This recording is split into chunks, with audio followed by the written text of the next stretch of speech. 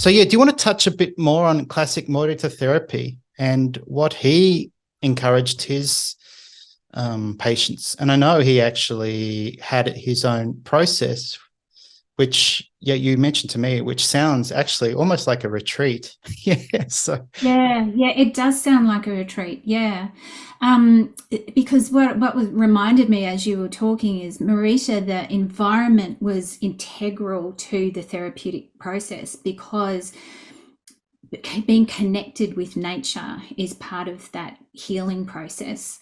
And so the four stages, I mean, the first stage is isolation, but not a sensory isolation. And there's always a therapist there guiding or observing and being curious about the process that the patient's going through. But having that period, whether it's 5 to 8 days of just being on their own in silence and able to really experience what's going on internally for them. And then you can imagine at the end of the 8 days, they're probably very keen to get out and do something, which is really interesting because then they come out and they start doing sort of minor activities. And what Marita found was so important was that he had his patients at his home, and he set this up as an indoor outdoor area, and he had a beautiful rock garden.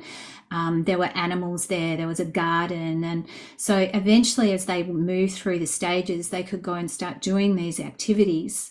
And what they found was that there was this heightened feeling of connection with nature, and the being curious about nature and being curious about the sounds and the smells and the sights and the touch, and all of these were quite heightened, and that is that connection with nature that is so integral to the healing process.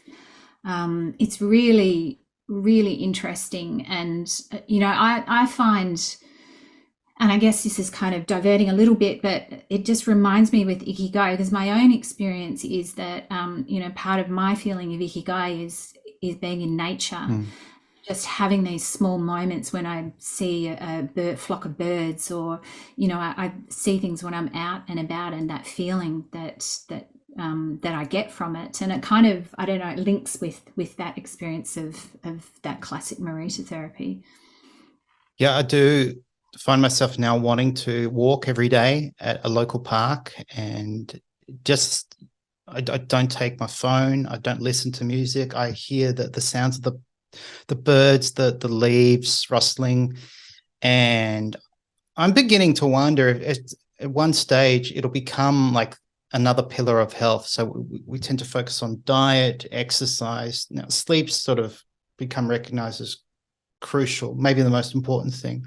But I wonder if we'll ever get to a point where they'll say, you need to sleep, whatever, 8 hours a day. You need to eat some sort of balanced diet that's appropriate for your needs, and you need to exercise, every day or 3 or 4 times a week intensely, and you need to spend half an hour every day in nature.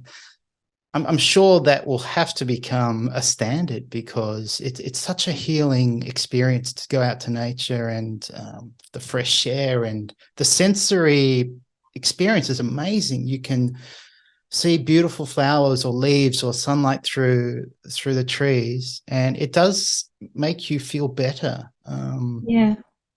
And it, I love that you take your headphones out and that you're just in the moment and just looking at your environment. Because mm, how many people do you see walking along, head down, earphones down, and they're missing out. They're missing no. out on this amazing world around them. And even at just half an hour to experience that, that's going to uplift you. That's going to be the start of a good day.